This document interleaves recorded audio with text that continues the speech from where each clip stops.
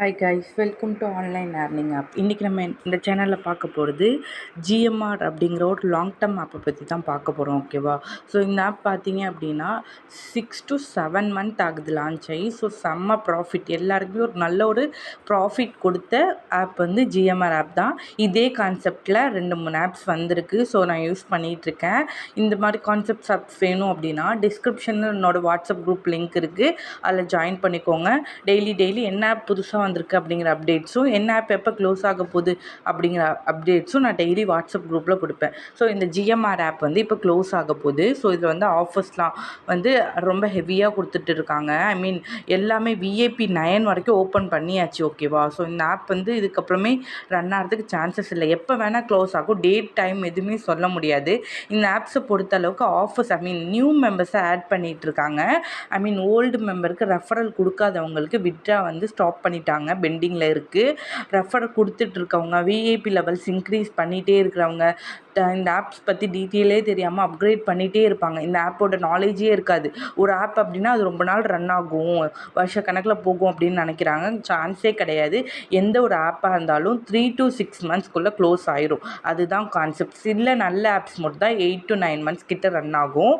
So இந்த app வந்து இது வந்து க்ளோசிங் ஸ்டேஜ். ஃபஸ்ட்டு ஸ்டார்டிங்கில் பார்த்தீங்க அப்படின்னா டெய்லி விட்ரா கொடுத்துட்ருந்தாங்க.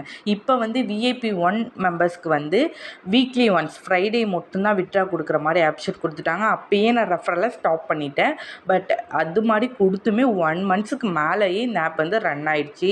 முன்னாடி பார்த்தீங்க அப்படின்னா விஐபி 1க்கு வந்து 5 வந்து டாஸ்க்கு தான் கொடுப்பாங்க. இப்போ வந்து 10 டாஸ்க்காக இன்க்ரீஸ் பண்ணிட்டாங்க.